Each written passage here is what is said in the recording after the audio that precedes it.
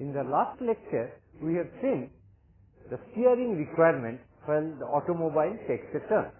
That means the front two wheels must be rotated appropriately to prevent the tendency of side slip, and we have also seen how the Davis steering gear achieves it. We noted that the Davis steering gear is a 6-link mechanism with 4 revolute and 3 prismatic pairs. It is due to the prismatic pairs the Davis steering gear is costly and also more difficult to maintain. Today we shall discuss a simpler version of this steering mechanism known as Hackerman steering mechanism.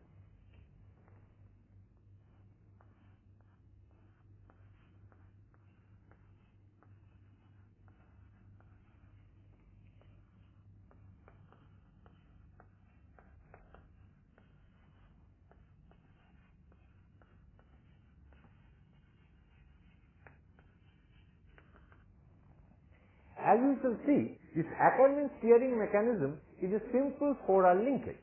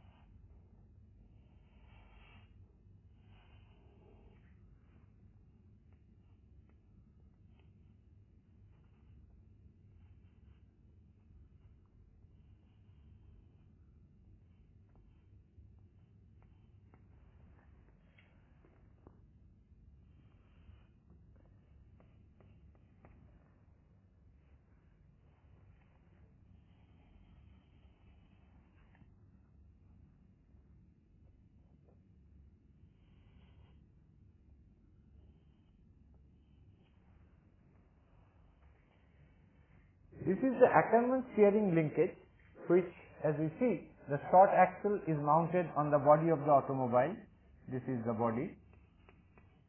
Similarly, this short axle is mounted on the body of the automobile, and these two short axles are connected by a coupler. So this is O2, A, B, O4. So O2 AB04 is a 4R planar linkage.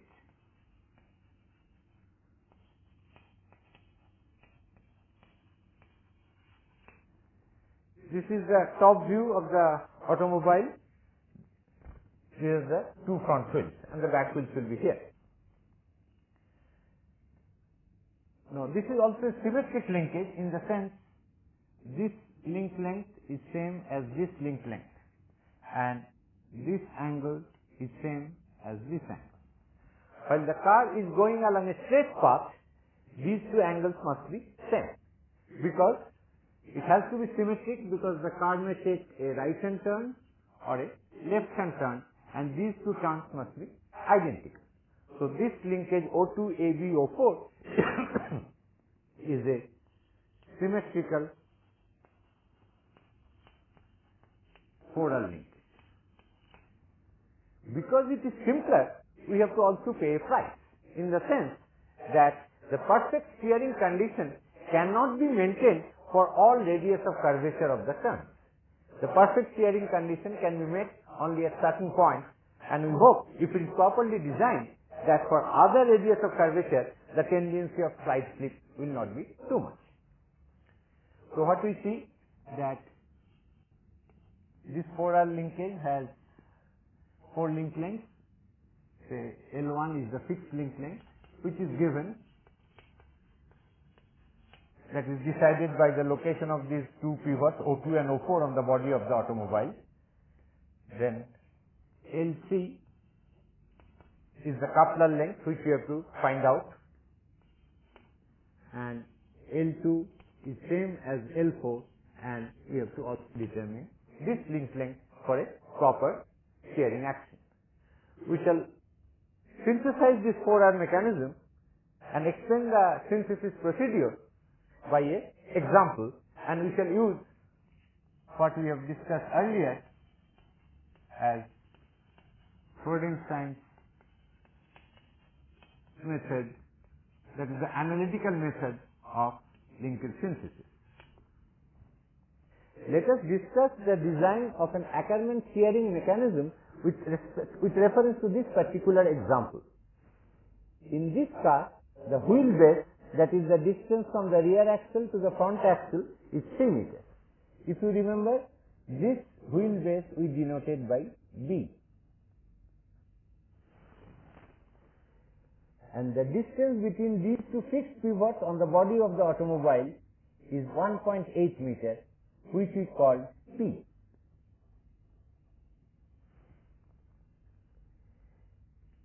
It is said that the minimum radius of curvature for this center point G of the body of the automobile is 10 meters.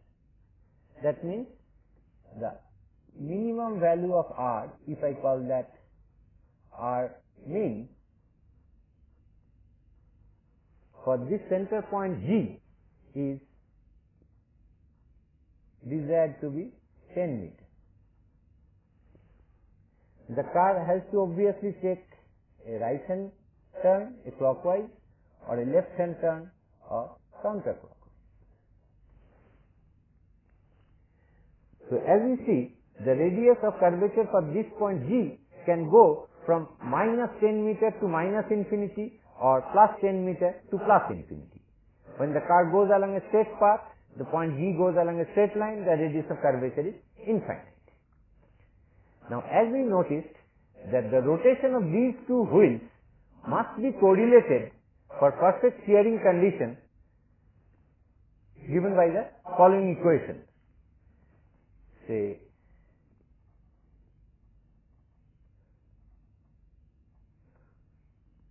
cot of theta 6 minus cot of theta 2 is to be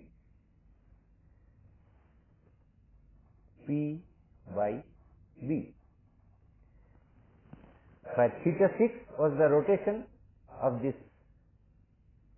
outer wheel and theta 2 is the rotation of this inner wheel.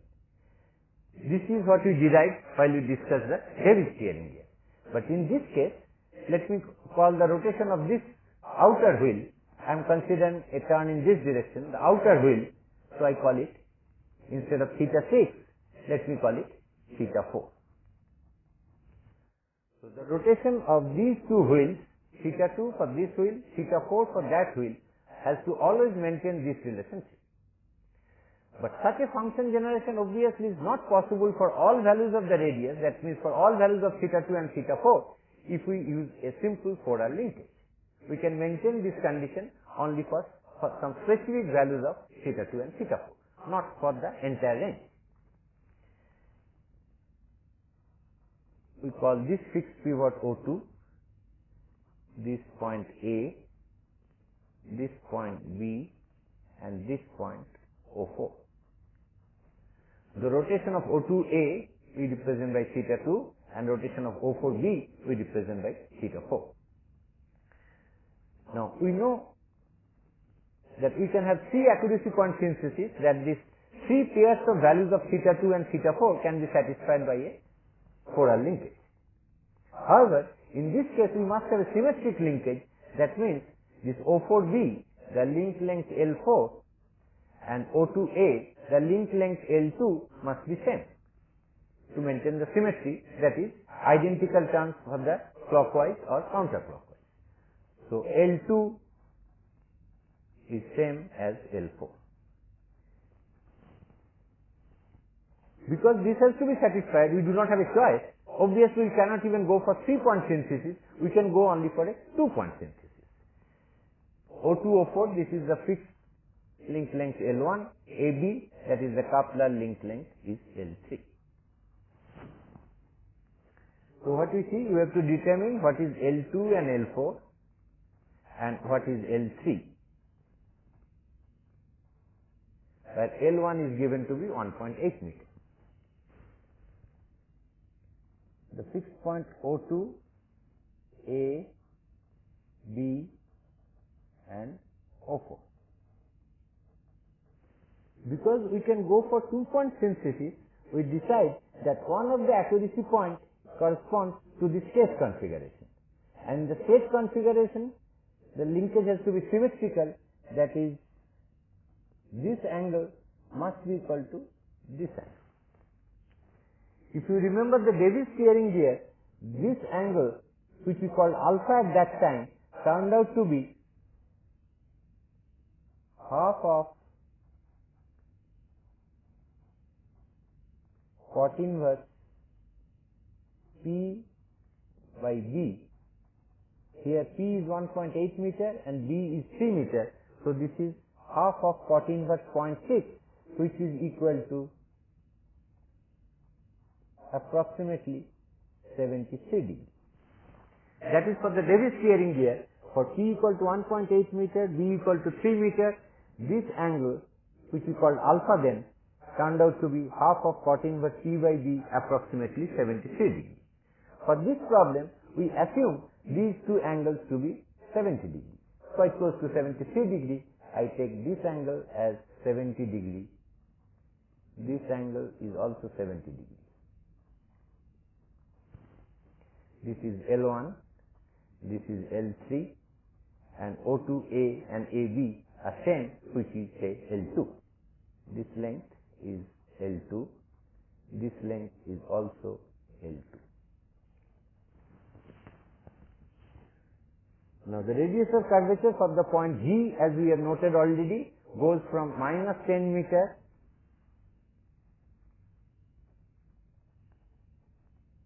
to minus infinity and plus 10 meter to plus infinity. And we have only one accuracy point to solve for, because we have already taken this as one of the accuracy points, and there are only two link length ratios, namely L1 by L2 and L1 by L3. So we can satisfy at the most only two accuracy points. One of the accuracy points corresponds to the state configuration. That leaves us only with one further accuracy point. Of course, the symmetry of the linkage ensures that I need to consider only one kind of turn, say from 10 meter to the straight path. Minimum 10 meter radius for G and straight path for G, because the negative part, that is the other direction of the turn, will be automatically satisfied. Now the question is, which radius I should try to satisfy the steering requirement? For that, we go back to our Chebyshev accuracy point. Let me now complete this problem of designing this Hackerman steering linkage represented by a 4R linkage O2, A, B, O4 to satisfy the steering requirements. The symmetric linkage ensures that the right hand and left hand turns are taken identically. So one accuracy point, I consider this straight path when these angles are same. This angle is also 70 degrees. We have already chosen theta 2 equal to 70 degrees, and the corresponding theta 4, which we measure from the line O2, O4, is 180 minus 70 degrees is 110 degrees. So this is one pair of coordinated movements that has to be satisfied by this 4R linkage. Symmetric linkage takes care of the right hand and left hand turn identically. So we are left with only one more accuracy point. Let me take it as RG, for which value of the radius of curvature of this center point G I must satisfy the requirement. And let us say the wheels has to rotate. For that value of Rg, this I call Rg. The question is, what value of Rg this requirement, the steering requirement, that is all the perpendicular to the wheel axis intersect at one point. This is the perfect steering condition. So what is this rotation and what is this rotation? This I will call, say, delta theta 2 and this I will call delta theta 4. To find the accuracy point, that is the value of Rg for which the perfect steering action will be satisfied, we proceed as follows. We see that the curvature, which is defined as 1 upon r, goes from minus 0.1 meter inverse to 0.1 meter inverse. Right? 10 meter radius of curvature means 0.1 meter inverse curvature. This is called curvature.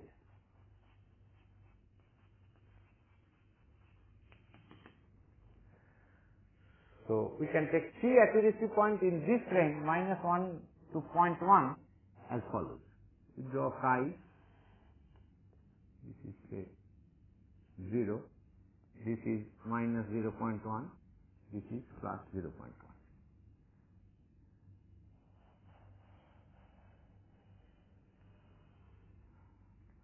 Then we draw a regular hexagon.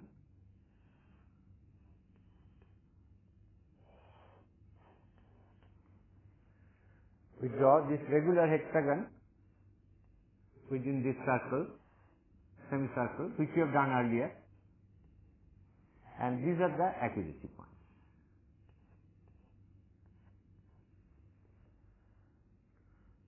This is 0.1, this is minus 0.1 and this is 0. So, if I call it phi 3, which is same as minus chi 1, so chi 3 is, this will be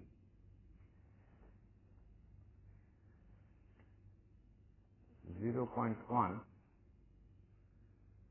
into 1 minus cosine of 30 degree.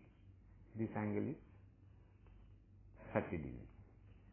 Radius is 0.1, this is 30 degree, so this is 0.1 into cosine 30 degree.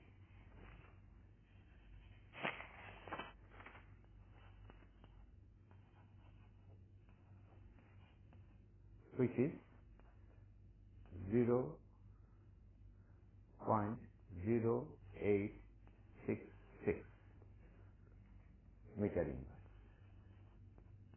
So the corresponding Rg is 1 upon chi 3, which is 11.55 meters.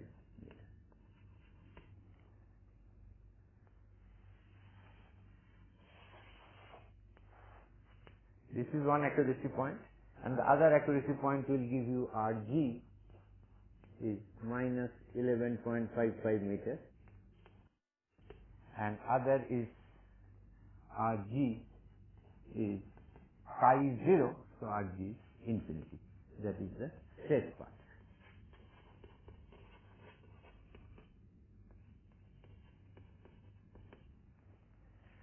Now, straight path we have already satisfied by this pair of coordinated movements. These two pair of values of theta 2 and theta 4. Similarly, for 11.55 if we do, minus 11.55 will be automatically satisfied because the linkage is symmetric. So now we can apply Freudenstein's method to solve for the link length ratio.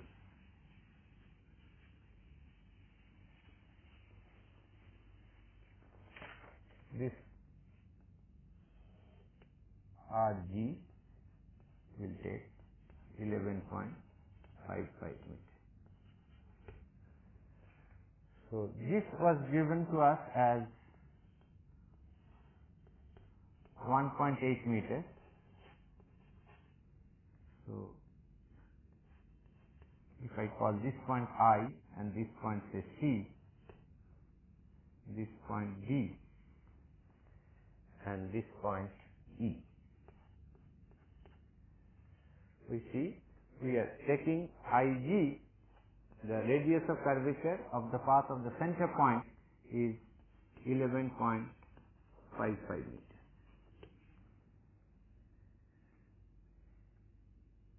And this wheel base was given to us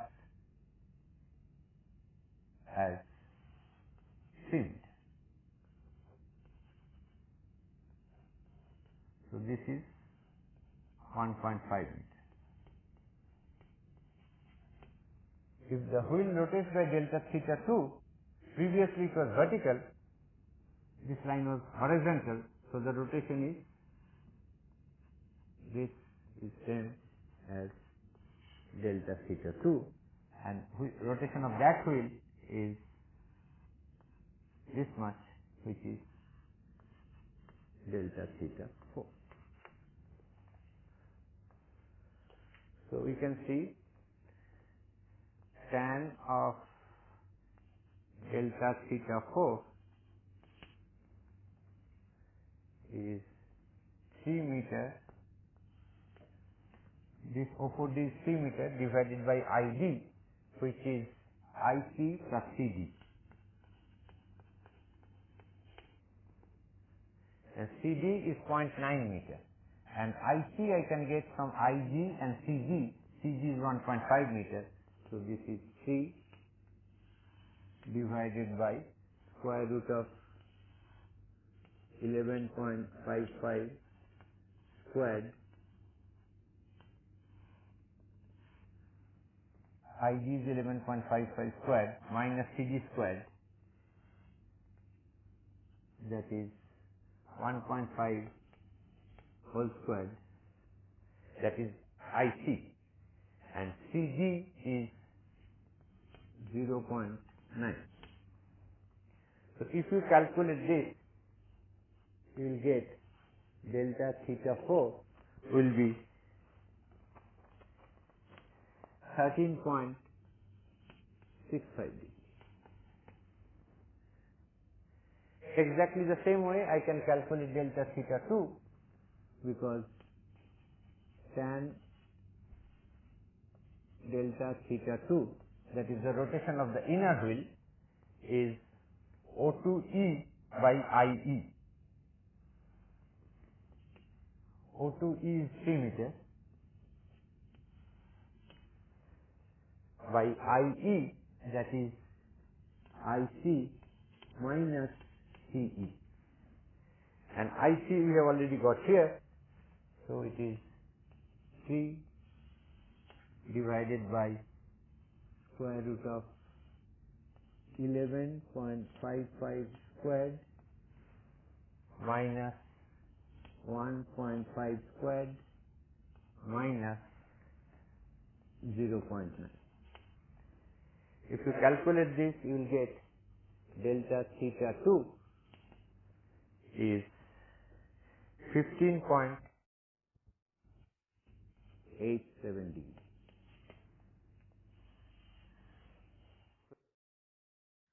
So we see that if we want to satisfy the perfect shearing condition corresponding to the radius of curvature of this point G for 11.55 meter,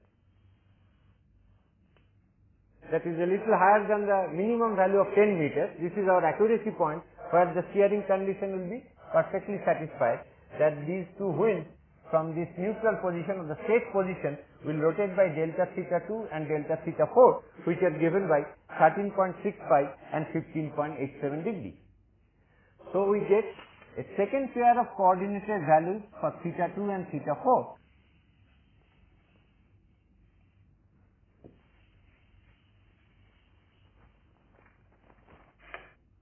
Theta 2, let me call it second value, which is 70 degree minus this is 70 degree and it is rotated this way by 15.87 degree. So 87 degree. So that gives me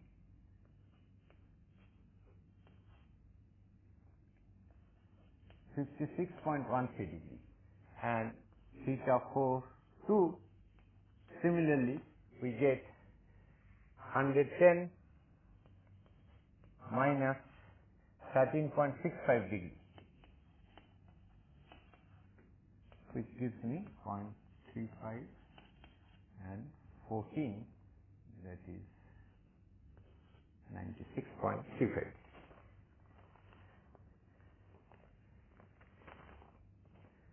This is not 56, this is 54, sorry. This is 54 degree.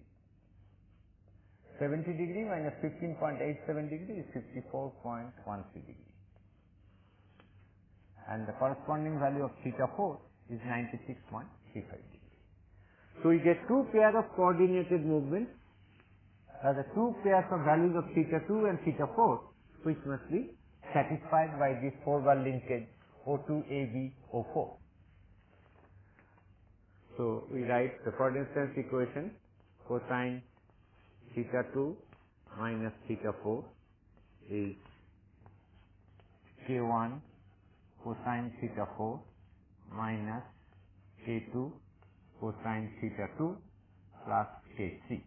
Where K1, K2, K3 are the three design parameters, where K1 is L1 by L2, K2 is L1 by L4, and K3 is L1 squared plus L2 squared minus L3 squared plus L4 squared divided by twice L2, L4. Now we know K1 is same as K2 because L2 is same as L4. So this I can write K1 cos theta 4 minus K1 cos theta 2 plus K3. Now this equation, cosine of theta 2 minus theta 4, K1, if I take common, I can write it as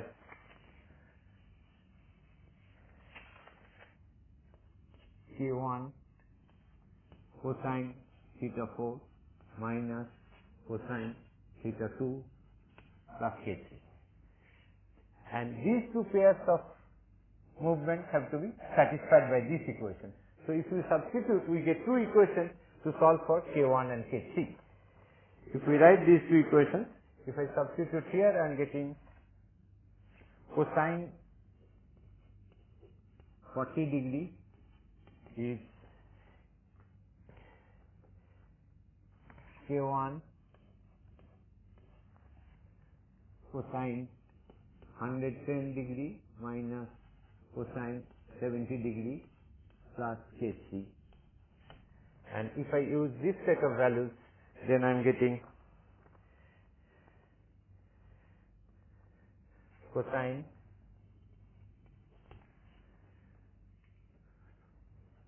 0.22 and 642, 954, 42, 42.22 degree is K1 cosine theta 4 is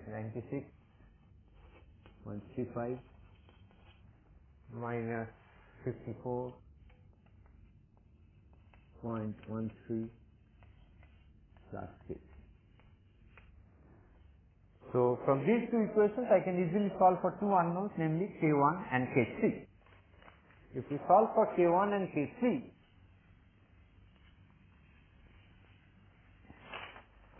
by solving we will get K1 equal to 1.953 and K3 is 2.102. So L1 is given to us, L1 is O2O4, which is 1.8 meter. So from here I get L2 which is same as L4, is equal to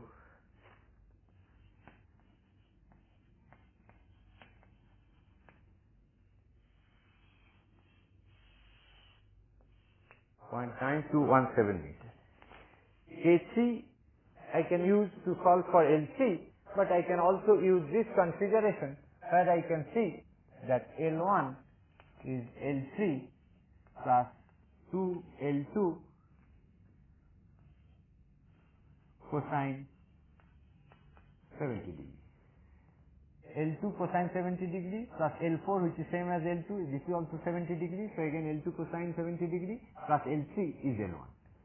I can either solve it from this value of K3 because I know already L1 and L2, L4, I can find L3, or I can directly use that and use L1 and L2 which I have obtained to find the value of L3, which will turn out to be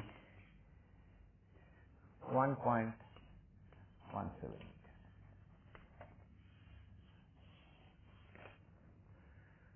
So, and L1 was given to us 1.8 meters.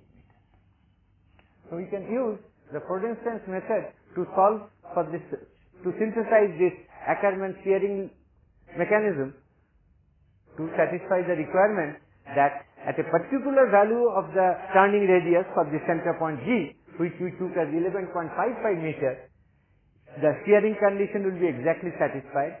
It will be exactly satisfied for an identical left-hand turn. This we did for right-hand turn, and obviously it is all right for the straight path. But for all other values of the radius of curvature of the path, this shearing condition will not be exactly satisfied.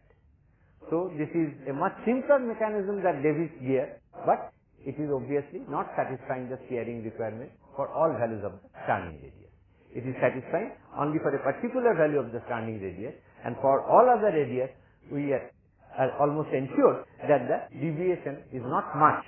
This intersection of these three lines will not be too far off, such that the tendency of side slip is not too much. That is where we finish our discussion on shearing mechanism, and next we shall discuss another special class of mechanism which we call universal joint or Hooke's joint. Now we shall discuss another type of special mechanism which is also used in automobile, which is known as universal joint or Hooke's joint.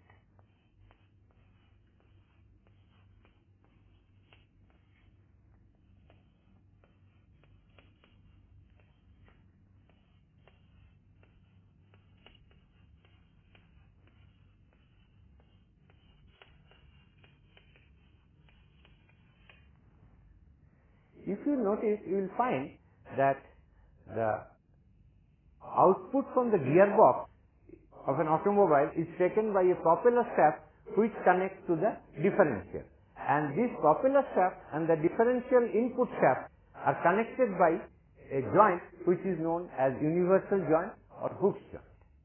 Actually, this is used to connect two intersecting shafts. To transmit power between two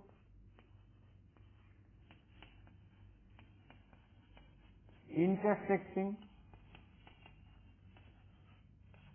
shafts. The axis of two shafts, if they are intersecting at a point, then the power can be transmitted from one shaft to another by what is known as a Hooke's joint.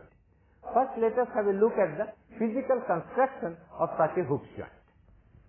This is how the physical construction of a Hooke's joint looks like. This is one shaft, say the input shaft, and this is the output shaft. These two shafts are intersecting at this point. Then these two shafts can be connected by this mechanism which is called an universal joint or Hooke's joint.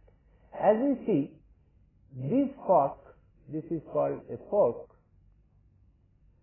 This fork is integral with this input shaft. Similarly, this fork is also integral to this output shaft. And this is a cross arm. The angles between these two parts of this cross are 90 degrees. This is vertical, this is horizontal at this configuration. This horizontal part of this crossbar is mounted in two bearings in this fork. Similarly, the vertical part of this fork arm is mounted in these two bearings carried by this fork. This is how and now if this shaft rotates,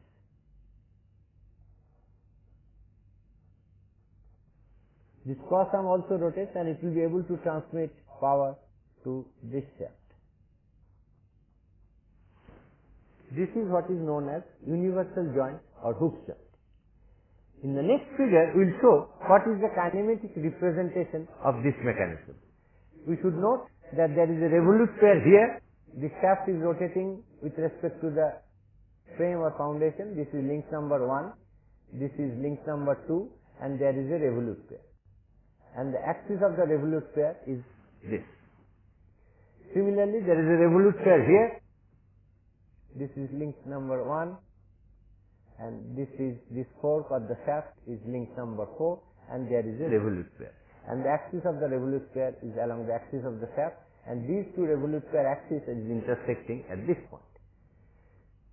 There are two revolute pairs here, there are the two bearings, and kinematically they are one revolute pair because the axis of these two revolute pairs is same, and they are connecting the same two members. This cross arm, which I can give link number 3, between 2 and 3 there are two bearings, but kinematically there is only one revolute pair because the axis of both these bearings is same.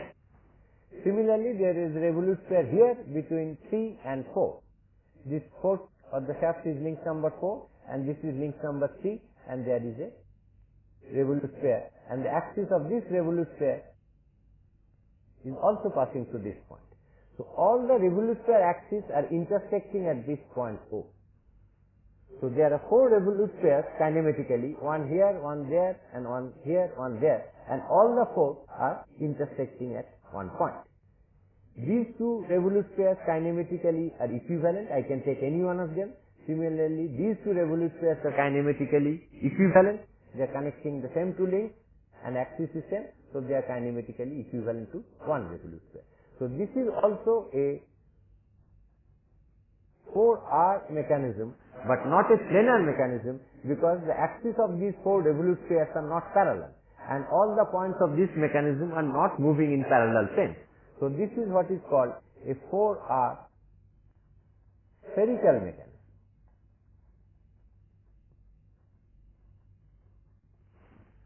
All these 4 axes of the revolute pair intersecting at the point O.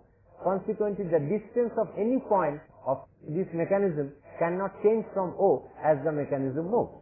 So all the points lie on the surface of the same sphere. This point always lies on the surface of a sphere. That's why it is called a 4R spherical mechanism. Now we represent the same 4R spherical mechanism or Hooke's joint in this diagram. As you see, this is link number 1 having a revolute pair whose axis is this line. This is the shaft and the fork, which is the same rigid body, represents link number 2, and this cross arm which connects the two forks is link number 3. Link number 2 and 3 has a revolute pair here, and the axis of this revolute pair also passes through this point O. This cross arm 3 is connected to this fork, which is integral part of this shaft, to this revolute pair, and the axis of this revolute pair between 3 and 4 also passes to the point O. This is link number 1. So this is a Hooke's joint where this angle is 90 degrees and this angle is also 90 degrees and this angle is also 90 degrees. If we consider the two revolute pairs belonging to the same link, that link number 2 has these two revolute pairs here and there, the angle between the axis of these two revolute pairs is 90 degrees. Link number 3 has two revolute pairs, one here and one there, and the angle between the axis of these two revolute pairs is also 90 degrees. Link number 4 has these two revolute pairs, one here and one there, and the angle between the axis of these two revolute pairs is also 90 degrees. So this Hooke's joint is a special case of a spherical mechanism or spherical linkage where all these angles are 90 degrees. And such a linkage, as I said, is used to transmit power from the propeller shaft which comes out of the gearbox to the input to the differential, and these axes are intersecting. As we see, the input and the output shaft, whichever is input or whichever is output, doesn't matter, these two shaft axes are intersecting at one point. In this diagram, the Hooke's joint is represented by the kinematic diagram. These are the two revolutes axis like this. This is the output shaft and this is the input shaft, and one represents the body of the automobile or the frame or the foundation. What we should note that the angle between these two shaft axes is represented by alpha 4. These two shaft axes which are intersecting at the point O, these two lines lie in a plane, and the angle between these two lines, that is the input shaft and the output shaft, alpha 4, is called the shaft angle.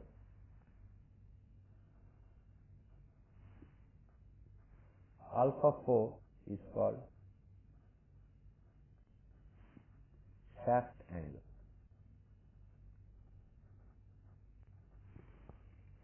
If link number 2, the shaft, rotates about this axis,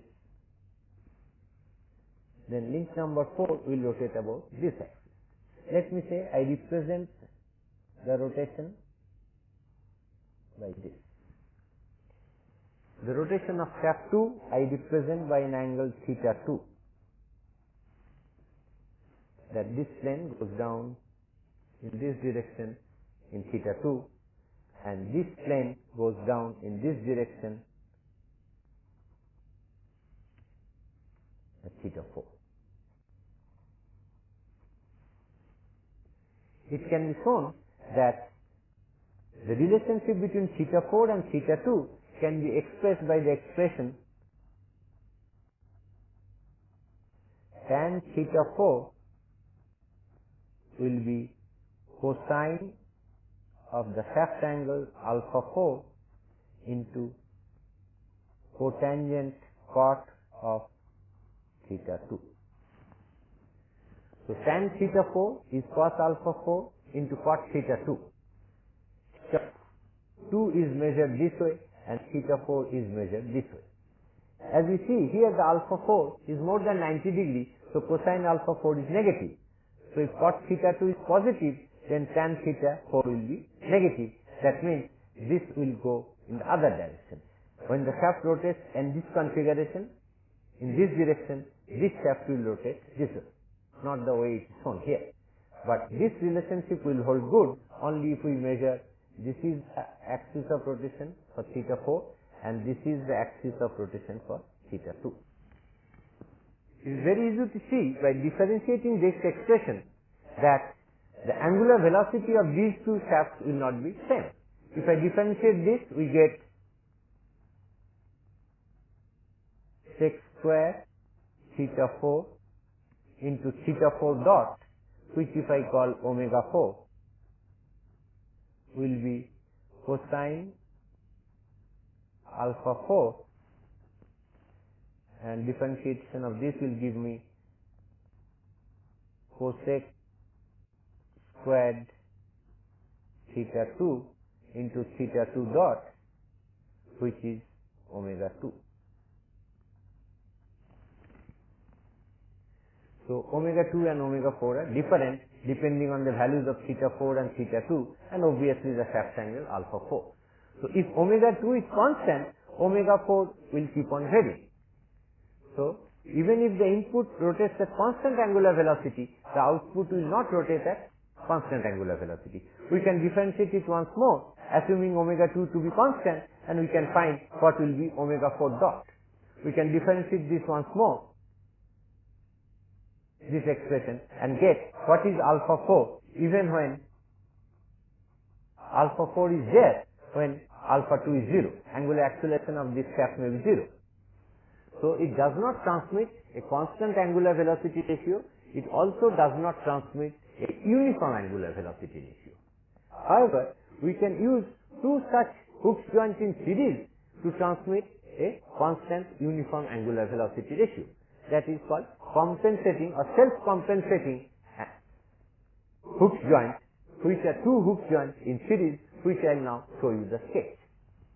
This case shows a self-compensating Hooke's joint, which is nothing but two identical Hooke's joints in series, having the same shaft angle. Suppose this is the input shaft, which is link number 2, containing this fork. This is the cross arm, and this is the output shaft for this Hooke's joint. One is the frame, 2, 3, 4, and the shaft angle is beta. And this link fork acts as the input shaft for the rest of the mechanism, which again has a cross arm and a fork connected identically, and the shaft angle between this input shaft and this output shaft is same beta. It is same as this shaft angle. In that case, the angular velocity of this shaft will be same as the angular velocity of this shaft. So this is called two Hooke's joints in series which act in a self-compensating manner. However, as we see, this mechanism is cumbersome and takes quite a lot of space. In fact, there is a patent of a compact compensating universal joint which is patented by Bendix Aviation Corporation, which is a different type of mechanism, but which is patented by Bendix Aviation Corporation, which is a very compact self-compensating Hooke's joint. That means it can transmit power between two intersecting shafts using a very compact mechanism. Let me now summarize what we have discussed today.